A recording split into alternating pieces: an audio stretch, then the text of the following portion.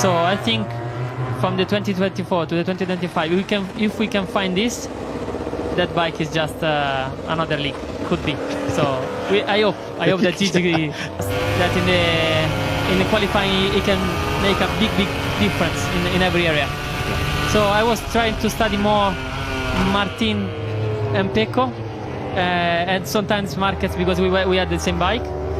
But honestly and luckily this year my liver was not that bad, so the difference was not that big, let's say. But and also was difficult sometimes because the bike was different. But yeah, for sure I have many areas to have to improve, and for sure I will continue to study them. And what have Ducati told you in terms of your input into development of the bike next year? I mean, obviously the factory team, Pecco and Marc, well, they'll have the majority say, but I mean, I'm assuming that because you're on the same bike as them. My crew chiefs, but also Gigi, has always said that I'm quite precise on the comments, so this makes me proud, and also it means that maybe I can really help the Ducati. So precise and super disponibile, I don't know, super free to chat, let's say, with me, so that's a really privilege, a big privilege for me. So also for this, can't wait to work with him other 2 years. How many things I can learn from him, you know, so this moment is just great. Fabio, I know you're going to want to go back out and watch some of the bikes again, see what's going on inside the garage. Thanks for turning up. We've loved your company. Always an absolute pleasure to talk to you. We wish you well through the winter with your rehabilitation, and we can't wait to see you taking the fight on the GP25 to not doing it again because it means that I'm on track. Sorry. But also we can make it for Moto3. Yeah, you're always welcome. Our door is always open, Fabio. World Championship. Fair to say he's made a few mistakes this season in a campaign where he was hotly tipped to be the Moto2 World Champion this year. Understandable, given that he is still in his teens, that the odd mistake would come for Fermin Aldeguer. But Ducati identified 12 months ago that this was a rider that they wanted to be part of their stable going forward into the future, to the point that Fermin Aldeguer was already confirmed to be on next year's MotoGP grid, essentially when the 2024 season began. Ducati have seen something in the young rider from Murcia, and I think we're all excited to see what Fermin can do on a GP rider. He even went as far to say that he would not be surprised if in 2 or 3 years by the top 10 in 11th place. Miller's best so far of the day, a 1:41.116. That's just under 2.4 seconds away from the best time. That was Fonzi Nieto, who's backwards to the camera there, speaking to Fabio Quartararo and Jack Miller. I'm amazed that Fonzi's got any fingernails left after the week. Yamaha, so it's great, it's good if you can help Yamaha to bring back the result as many years ago. So, well, it's just a matter of mindset that we already know. We already have, so no big drama, of course. If you are able to bring Yamaha back, it's also great. So it's not like win the championship, but it's a good point.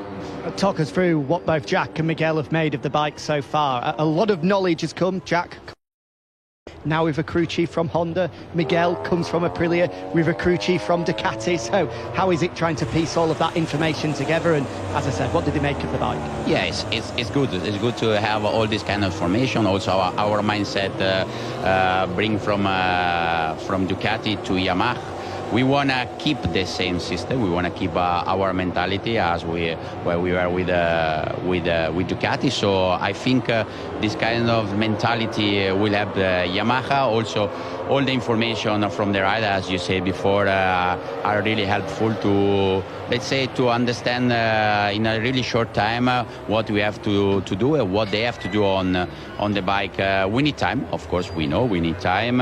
We have a lot of ideas to put in place. We have a lot of, let's say, experience to give to Yamaha. The winter time will be the right moment to put all in place, and let's see if we are able to start already in a good way when we are in Malaysia. But as everybody knows, it's a matter of time. We need let's say more than a few months just to evolve on the project. It's one of the strategy program for them, even for us. A lot of new things will come in the future, because we have a great idea to put in place in a really short time.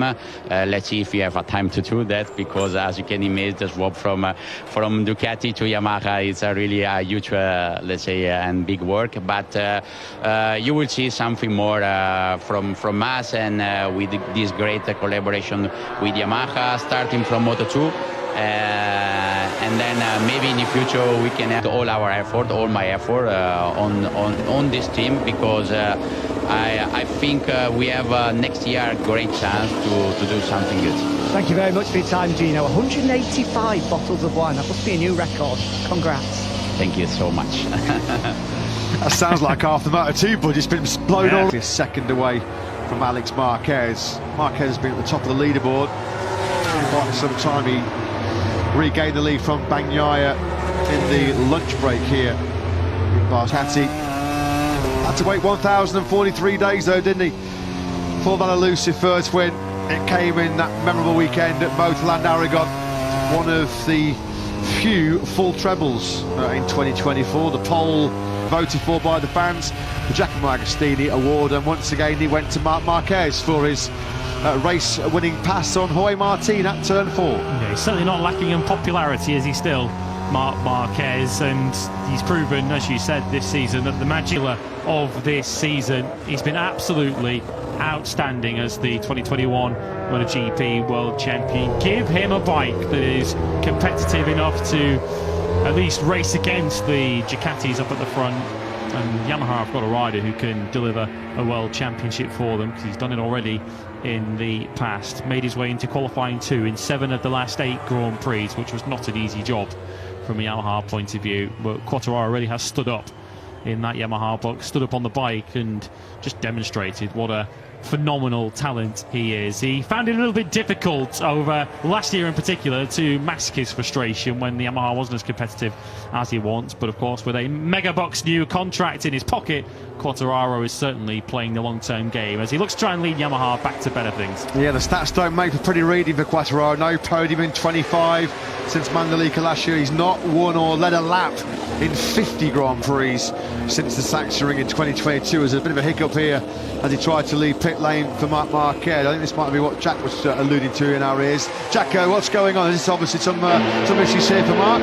Yeah, I was just going to say, I know that our cameras were down here, so I was imagining we're going to get a replay in a minute. Right on cue, there it is. Aborted exit for Marc Marquez. I was alongside Simon Crayfire at the time, just saying potentially either just trying to bed in a new clutch and they haven't managed to just get... That is the best way to develop the bike. And it's also good to have Trackhouse so committed. It looks like watching the run today is that having the 2 new riders was also a boost for Raul. We expect a lot from Raul. I think so. In 2024 we had already a big expectation, but he had the change of the bike during the season, and then he was not really confident on that one. Now that the riders bring you to the direction to have to get the better bike, or let's say the bike that is better for them to ride. That is not necessarily the faster one on track. So we needed to be quite, sometimes quite tough and sure to push and find the best compromise. We look. I think from Aprilia to close the gap. Obviously the expectation on Jorge being the world champion is quite high, but we don't want to put pressure now. The priority now is to understand the bike, to the possible best bike for them. I think we will close the gap, but so far the challenge seems to be quite tough, but for sure we don't give up. Massimo, we know you're always a very incredibly busy person. We thanks for you for taking the time to come and join us to Pang next year to find out whether it is 89 or #1 on that factory in Aprilia. I'm pretty sure it's going to be #1, but yeah, we wish you and the factory all the success in 2025 and beyond. Thank you very much. Looking forward to Sepang. Thank you there. Ciao. Thank you very much to Massimo Rivola. Exciting times, as we mentioned then, inside the factory Aprilia garage, as they have the new lineup, Jorge Martin and Marco Bezzecchi. Are they going to be the factory? Are they the brand Is that the pairing that can take the fight to Ducati? They believe it's a realistic goal to close the gap. Is it realistic though in Martin's first season for him to really take on the might of Ducati, and in particular Bagnaia, Marquez and Fabio Di Giannantonio on those 3 GP25s? Well, they'll certainly be pooling together all of the expertise off the bike, with Fabio Sternacchini taking over as the technical director down there, and of course they've signed the world champion. So as far as the riding roster is concerned, they couldn't have signed anyone better to try and take the world championship next season than the rider who took it himself on his final year with the Premac team at Ducati. On board with Marc Marquez, whose goal for next season will surely be very, very simple. He will be thinking championship for next year. Through all the tough times that he's been through, from a point where it seemed almost a given that Marc Marquez would only be fighting for the world championship, but winning it, those consecutive titles through 2016, 17, 18, and the arguably greatest ever season in MotoGP. Certainly the statistics would bear that out in 2019. And of course, a season and a career that changed so dramatically with that crash in Jerez at the start of 2020. The many surgeries he's had on his humerus, the diplopia issues that he's had to winner mode, you think. Enter is second, his first loser. He's only here for one thing. He's here to win. He's here for that 9th World Championship. It is going to be fascinating to see. Frankie Morbidelli, of course, in 4th place. We haven't mentioned Fast Frankie too much today, of course. He will be in very, very familiar territory. He's properly dialed in for this test here in Barcelona. He's on the exact same spec bike as he took the checker flag here on Sunday, not changing over from the GP24 Ace Morbidelli. A mid-139 has been his best work so far.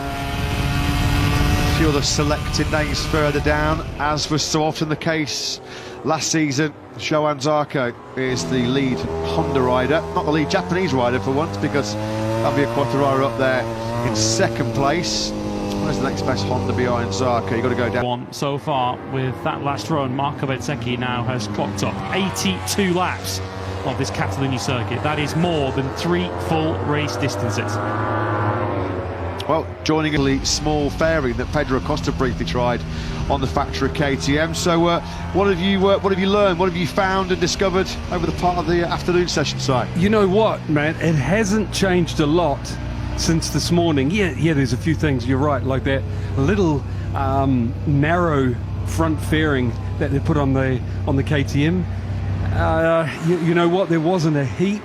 It was more riders confirming what I'd seen this morning, back and forwards. Marc spending all his time now on the GP25, which, yeah, quite different chassis, and has a updated engine as well. And I've just done a few things, like have a talk, suck more metal out, you know, or not put it in the first place. Further back, how it was from the steering head goes further back. That's why they put carbon fibre covers on there. That's how you can recognise the GP25. The front of the frame is all covered in carbon fibre there.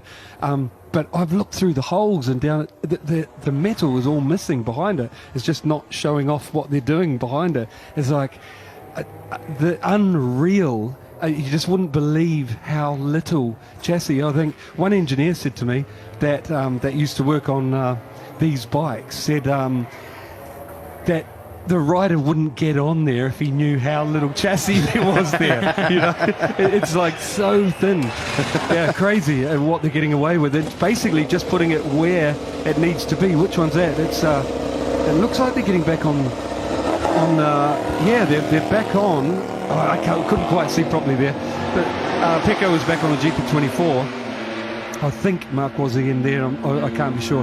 But anyway, yeah, super thin. And I have to admit to seeing it one day without an engine in it, lying on the floor. And of course I didn't get a camera out or anything, it's not correct. But again, it blew my mind that there's even less metal than I thought there was holding that chassis together. Of course they use the engine. New chassis and new swing arm. I think that with the new chassis we found a little bit our way. But and also the way on V4 and now for inline, so you know, just to hear a little bit his comments. Didn't talk to Miguel yet, but you know, just to see how he was feeling. And I imagine next time on the bike, the shakedown in around 2 months' time. Yes, around 2 months' time. I think that you know, we will give some good time for the Japanese engineer and the engineer of Yamaha to bring a better bike for Sepang. That basically I think we'll have many things to test. Have a good break. See you next year. Thank you. See you next year. Yeah, thanks, Jack. Thanks very much to Fabio Quartararo. He sounds rather happy and content, doesn't he? Great news to hear Fabio Quartararo happy with the new chassis, happy with a different engine spec, and looking forward to getting back in action at the end of January at the Sepang International Circuits. Good stuff. Well, when you compare that to the Fabio Quartararo that we've heard at the end of the final running of 2022 and 2023, that sounded like a very different Fabio, didn't it? He went away from the winter last year and the year before, really, when he lost the World Championship to Pecco Bagnaia, expecting a big step from the Yamaha on the first day of running of 2025 and not getting it. That sounded a much happier Frenchman. Yeah, certainly more upbeat. I mean, there's been times over the last couple of years where Fabio Quartararo has lost patience with Yamaha management, Yamaha engineers. He's been dishing out a few verbal haymakers, but this year he does seem to have just reined it in a little bit. I have to say, Fabio Quartararo is a former world champion. He's such a gifted talent, such a phenomenal rider. Cannot be easy to be in Fabio's situation where you're looking at other riders on the grid and he's thinking, ordinarily I'll be beating these guys, I'll be smoking these guys, and they're finishing 20 seconds ahead. Years in MotoGP have losers cool, like, quite easily, you know, if things weren't going right. And then as the bikes got less competitive, he's got more reason to lose his cool, but then has figured out. I guess last year he really figured out that last year was the, I think, making of how he works now. You saw at the beginning of the year he was a different Fabio, wasn't he? He just realised that it's not going to make any difference me losing my temper. We've got to work our way out of this hole, and I'm sure he gets angry at times, you know, but he works a different way, you know. He's more mature about it, more methodical, and you know, he's re-signed and is where they want to be, and I'm super excited about this new one turning up, because okay, they've got to learn more about aerodynamics and electronics, which I believe that, you know, they've learned a lot over the last couple of races. And I've got to throw something in here. Electronics, Fabio has learnt something over the last couple of races with the Yamaha engineers, and clearly the direction is less electronics and more in rider hand. He's said that, and I've got to say, everywhere that Alex Rins goes, they end up doing that. It's Alex Rins' way, and he always turns up to a team, turned up to Honda and went, wow, get this electronics off, you know. They pull it right back, and then everyone starts using it because they realise Alex is doing something well this way. And I see, you know, I might be wrong, but I'm seeing exactly the same at Yamaha now that Alex is there. Yeah, and don't underestimate the influence and the importance of that signing of Max Bartolini, poaching him, headhunting him from Ducati to lead the technical department at Yamaha. Fabio Quartararo was joking towards the back end of the season. He lost count how many different engine specs, how many different chassis he tried so far this year. And he said, well, to be frank, I think it was in Malaysia, one of his debuts, he said, I've spoken more to Max Bartolini this year than I have to my own mother. Member of the team, you know, and basically, so, and he said that's because he is intelligent. You know, you don't roar into a new team and I want this and I want, you know. So yeah, I imagine he's getting to know everyone. They're getting to know how he works, what he wants, and 24 and GP25. So yeah, lots of lovely new parts for him to try. I just wonder here, the way that he's waving into the grandstands, whether this might be the end of what has been a comeback here in many respects to Marc Marquez. Galvanised, rejuvenated by the switch over to Ducati. All he wanted to do was enjoy himself on two wheels once again. He did that, 3 Grand Prix victories in 2024. And it looks like to Grassini there on the way past. Yeah, he's left one family to another. Yeah, that looks like it definitely is then. 2024 complete for Marc Marquez. His last lap of the season, his last lap of the year was a rapid one, wasn't it? 139.454, but the big waves to the crowd, the waves to the grandstands as well. It looks like that's 2024 done and dusted for Marc Marquez. A season where he proved that the fire is still there, the hunger is still there, but most importantly, so is the speed. And into next season, he and Pecco Bagnaia is going to be the big dynamic we're going to be looking for. Look at the smile on Marc Marquez's face as Gigi Dall'Igna, just at the bottom of the picture, is debriefing with him. Gigi Dall'Igna, one of those who pushed so hard to get Marc Marquez into that garage. We've already seen he and Pecco Bagnaia collaborating through the day, sharing their feedback on the new Ducati. But next season, as much as they will be teammates, they will be major opponents. He's probably just said to Dall'Igna, Just watch this as he goes past Grassini. Yeah. I thought he did that. Look at that. Oh, It's to his dad as well. He owes such a debt of gratitude to Grassini Racing. Of course, yeah, you can't really say that Grassini took a punt on a rider who's won 8 World Championships, but this was, they love Marc Marquez. Marc Marquez loves Grassini Ducati. It has been a year in the history of Grassini Racing which they're never going to forget. Martin's factory Aprilia. Well, we'll find out, won't we, in a few weeks' time in Sepang. Do you think Marc Marquez has forgotten there was a practice start section at the end of the day? So this is GP25 heading out for a ride. Yep, we're into the final 2 minutes then of 2024 MotoGP. The track will be closed for any timed action, but pit lane will remain open. Just a quick reminder, the pit lane will remain open until 1/4 the hour. Our broadcast will finish at 20 past the hour.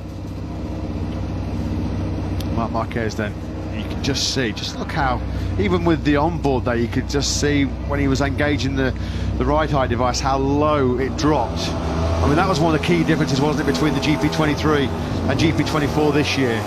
The GP23 that Marc Marquez campaigned throughout the year compared to the 24 that was in the hands of Martin and Bagnaia and co.